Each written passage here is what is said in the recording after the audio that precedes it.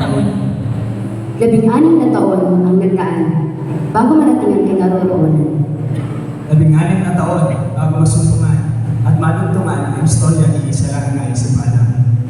16 na taon ang inilaban upang marating ang kasalukuyang katagumpayan.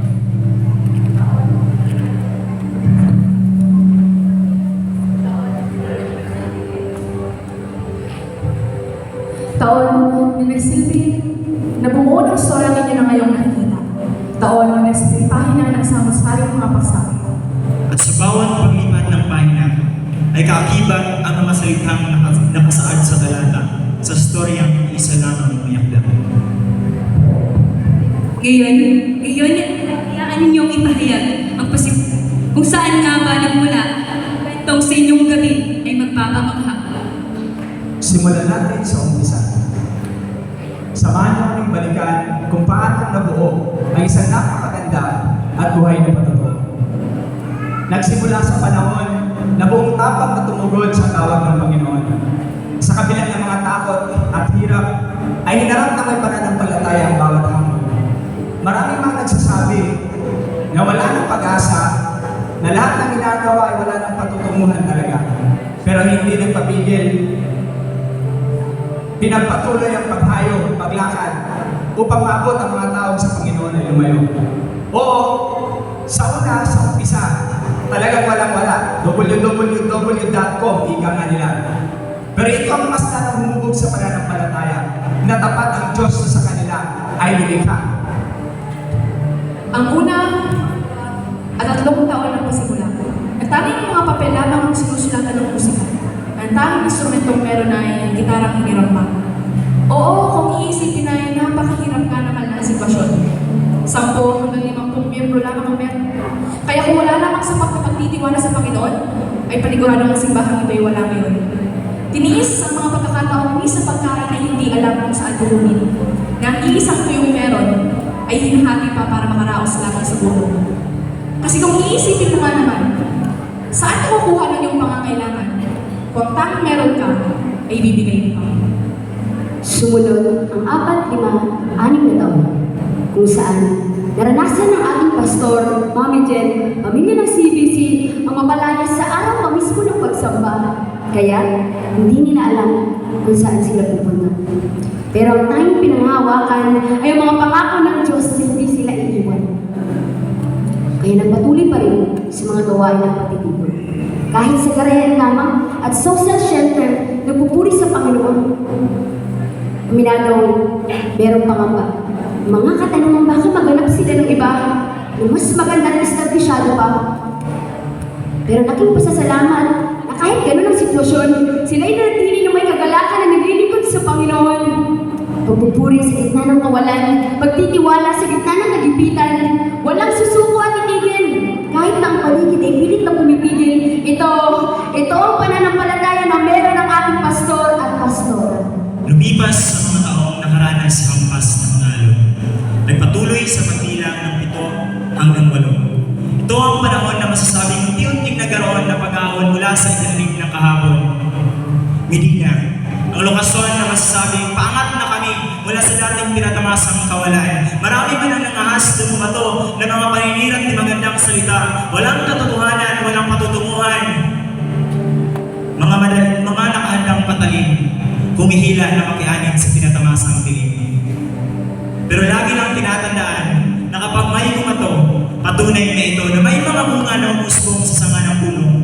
Iginuhit ng nakaraan ang masalimuot na larawan dahil sa madalas na binamata dahil sa walang pagumalang. Pero ang Panginoon naman patunay. Kahit na may mga taong tumingin, tinawanan, sinabihan na wala nang patutunguhan, pero sa paningin ng Panginoon, tapos na ang laban. Lumipat sa lugar na isinaan. Walang dalang pera o kahit ano pa mang pangkupa at pangbayad. Ang dating sa ilalim ng mga puno ay nagtitipon-tipon ay pinayayaang magkaroon ng 4 na upuan. Nababatid mo ba ang kagalakang dala na minsang ang panalangin nilang dalawa ay naisakatuparan na? Sa bawat araw ng pagsamba ay hindi na nangangamba, sapagkat ang mga tao ay may paglalagyan na. Ang simbahan ay naging konkreto. Mas naging gumanda ang iba't ibang disenyo at estilo.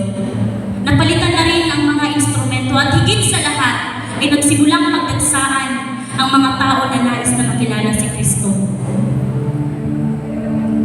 Oo, aminadong wala. Hanggang sa nagkaroon. Maaari mo bang tingnan ang katabi mo ngayon? Yan ang buhay na bunga, sagot sa panalangin sa dalawang tapat na lingkod ng Panginoon.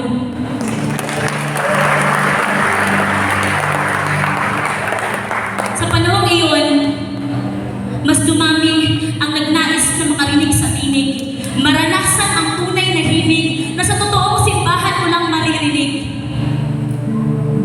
At heto na nga, biglang dumating ang hindi inaasahang sitwasyon. Pinatawag sa maling ipinataw na akusasyon. Biglang nagsilabasan ang mga taong may hindi maunawaang inggit. Nagpagamit sa bulong ng kaaway na nagngingit-ngit sa galit. Sa kadahilanang marami na raw sumasambit sa Panginoong nasa langit. Subalit kahit ganun pa man, ang bumuo ng halos na umabot sa 2,000 bilang ng pamilyang ito ay minsan ay hindi naisipan na sumuko at lumayo. Dahil bitbit nila ang prinsipyo na kung mahal mo si Kristo, dapat mahal mo rin ang tao.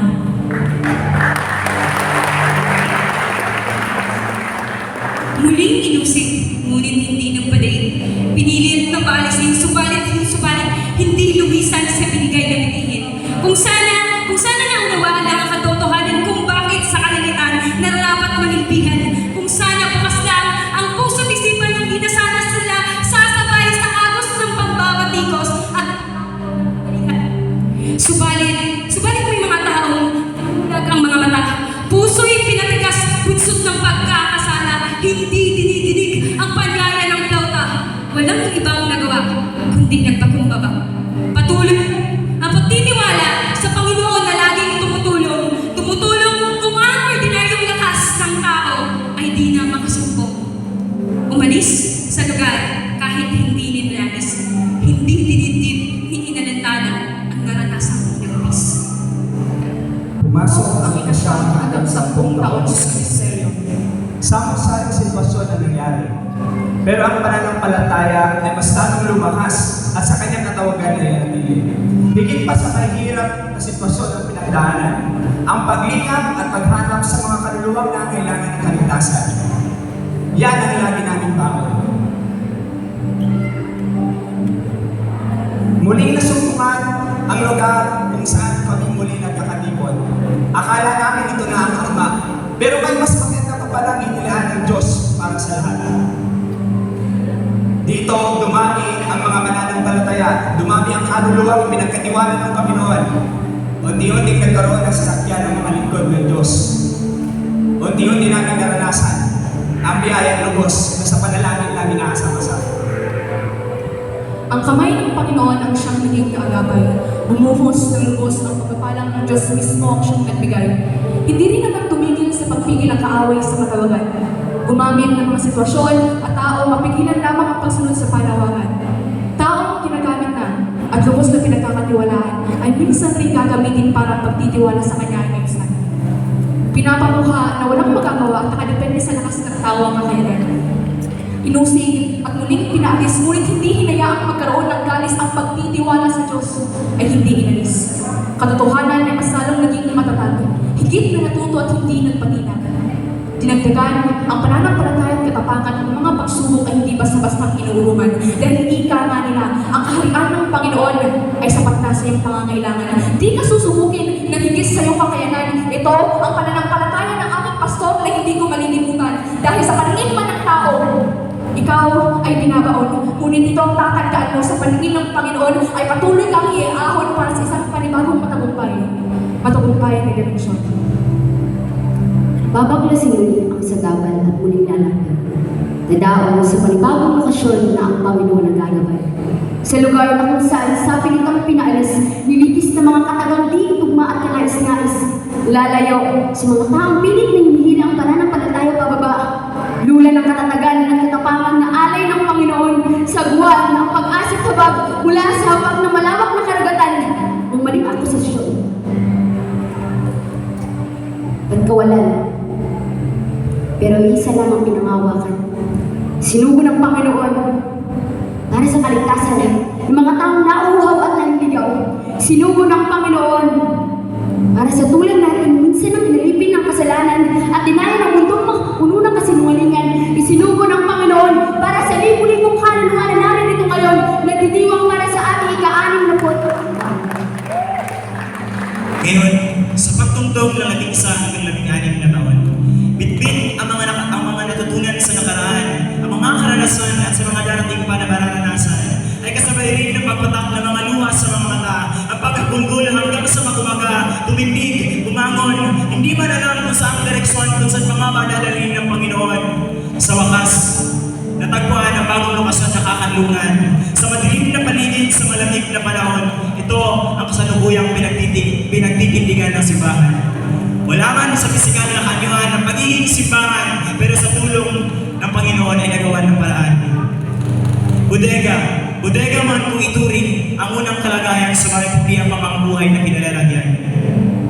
At ang dating bodegang madilim ay naging kasangga ng mga taong kay Kristo niya ang palataya at sa kasalanan ay naging malaya. Nagsimula noong 2019 na ang lockdown ay naranasan. Ang mga tao ay kinulong sa kanilang mga tahanan. Naging katanungan, nalalapit na nga ba ang katapusan? Ang mga tao sa mikrobyo ay natakot na mahawaan, subalit hindi ang pamilyang ito na may malakas na pananampalatayang pinangahawakan. Face shield, face mask, vaccines at alcohol ang sinasabi nilang lunas sa sakit. Subalit ang pamilya ng Christ Victory Church ay sa Diyos lamang kumapit at lumapit. Hindi nangamba, sumayaw at kumanta. At kahit na nasa gitna ng pandemya, ang panghihina ay hindi inalintana. Masalimuot man ang nakaraan, subalit ang nakikita palang problema ang siyang magiging dahilan upang mga daughter churches ay madagdagan. Oo, may mga huminto. Oo, may mga lumayo. Pero sasabihin ko sa inyo ngayon, ang testimonyang pinakatotoo, ang kanilang muling pananabik. Hanggang sa makabalik at sa tahanan ng Diyos ay muling pumanhig. Ito ang pinakatotoo. At masasabi ko na hindi na ito galaw ng ordinaryong tao. Ito ay bunga ng matinding pagsama ng banal na Espiritu. Pinatindig ang lingkod. Inukit sa kanilang mga puso ang kabanalan at katuwiran na sa 15 taon, 16 na taon ay itinaguyod ang puro at dalisay na katawagan. Mas lalong umapoy sa pagpapastol, nahabag sa kaluluwa, lumuhod at nalalangin dahil iyon ang nakikita niyang sagot sa mga suliranin. Ang may taas ang Diyos, iyan ang natatangi lang nilang layunin. At sa pagpapatuloy ng mga kwentong pananampalataya, sa susunod na kabanata ay ating dinggin.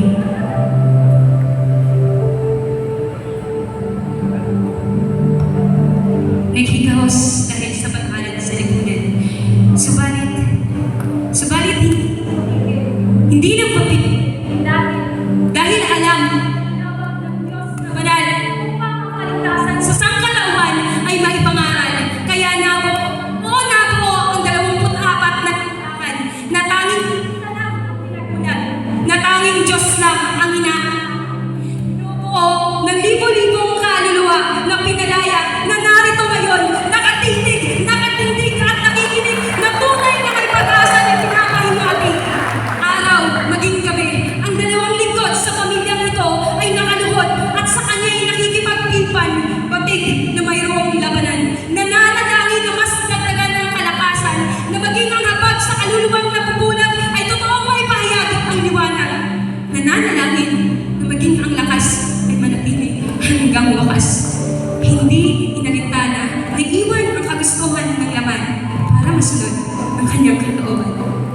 Kaya ngayon, eto ang mga ani, ang mga bunga na sa kanya'y pinagkatiwala. Eto ngayon ang pinaglaban nila na totoong kagalakan na hindi mapapantayan ng anumang karangyaan, ng anumang pananalabigyaan ng maging posisyon sa lipunan. Dahil para sa kanila, para sa kanya, ang totoong kagalakan, ang totoong karangalan ay tawagin at gamitin ng Panginoon sa kanyang mithiin na ang kaligtasan ng tao ay makaakin. Ito ang mga dahilan at ang mga layunin. Sa panahon na haharap na sa hukuman ng hari ng mga hari, iisa lang ang sasagutin. Mahusay, tapat, at mapagkakatiwalaan ng mga alipin. Kaya hindi tatalikod, patuloy ikod. Ang dating walang-wala, ngayon dahil sa pagsama ng Panginoon ay nagkaroon ng higit pa sa sapat at inasahan ng mga mata. Mga luha na pumata, mga bagyo sa buhay na naging tatak. Mga masasakit na pananalitaan at inilis ang lahat. Mga pag-asa dahil sa wala ng naniniwala. Pero eto, tingnan mo ang paligid mo. Ito na ang bunga. Unti-unti na nararanasan ng mga pangako ng Diyos sa kanyang banda. Panalangin, pag-ibig, pananampalataya at pagpapakumbaba. Ito ang siyang naging sagana. Hindi hinalintana anuman ang mga pagsubok na siyang nakaandama. Hawak kamay na nakaluhod, buong pusong dumudulog, humahagulhol dahil ang Panginoon lamang ang siyang naging sandigan at tagapagtanggol. Nilaman kami sa digmaan ng kasalanan. Dinala kami sa daan patungo sa kaligtasan. Minulat ang aming mata patungo sa katotohanan. Dinala kami sa daan na naroon at narito na kami ngayon. Subalit, kabilaghanan man ng katukso, mga paningin nanunura ang sitwasyong hindi wasto. Subalit, hindi kayo nagpa-apekto at patuloy pa rin kaming tinulungan para marating ang ngayon at mapagpatuloy hanggang sa huling pagbalik ng Panginoon. Pinili ang pamilya na ngayon ay kaagapay. Kami inakay mula sa kasalanan at kawalan, namulat ang mga mata mula sa pandaraya at kasinungalingan. At sa wakas, ang tunay na kahulugan ng buhay ay aming nasumpungan. Narito ngayon ang libu-libong kaluluwa na pinalaya ng Panginoon dahil sa dalawang mandirigma na tinawag ng kaitaasan upang kami maiahon. Narito na nga ang resulta ng lahat ng panalangin. Pinagpalit ang maranyang buhay at malaking sahod para sa nakakapagod, nakakapangituhod na paglilingkod. Tinalikuran ang sariling kagustuhan, tinalikuran ang probisyong pinangarap, hinarap ang maingay na bulong para may tayo ang simbahang ganap, iniwan na mataas na sahod mula sa pinasumang pinakakapagod, makinang na salapi ay di naging bakod. Kahit na sa tuktok ng kalangihan ay di nagpakasakaling iwan, kahit may mga pag-aalinlangan. Kaya sinalubong ang pagiging mababa sa laylayan. Wala pa bang napapatunayan sa tingin ng modernong lipunan ay nagpakumbaba para maging lingkod sa sangkatauhan. Sa unang hakbang ng kanilang mga paa, ay ramdam nila na tila pa walang nais na sumama. Maraming mithiin at pangarap sana ang nais nilang abutin. Subalit, sila'y biglang tinawag sa hindi madaling tungkulin. Tirik ng araw at rumalagas ang ulan na handa nilang suungin. Mga pambabatikos at pangungot niya ay handa nilang tiisin. Pagod, hirap at gutom ay magkahawak kamay na dinidig sa panalangin. Upang ang katulad ko at katulad mo at katulad ng mga taong naririto ay maranasan ang kaligtasan na kahit libo-libo, milyon-milyon at bilyong-bilyong pera ay hindi kayang tumbasan. Sa totoo lang, hindi ko pa rin minsan maiwasan ang tanongin. Paano kaya kung huminto si Pastor Ruel at si Mami Jen? Nasaan kaya ang kagaya kong madaling matangay sa mapandayang damdamin? Nasaan kaya ang kagaya natin na minsang sa kasalanan ay naging alipin rin? Kaya kasabay ng ikalabing-anim na anibersaryo, inakasulat din ang bawat sakripisyo. Sakripisyong simula't simula ay sinulat na ng luhat tuloy-tuloy na pananampalataya. Sinabayan ng sipag at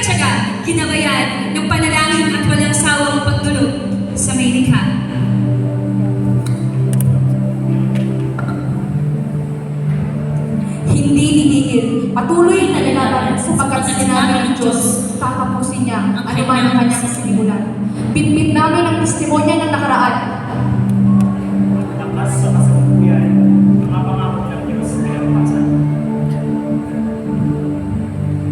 16 na taong sinamahan at patuloy pang sasamahan ng banal na Espiritu. Handa na ang mga sundalo ni Kristo.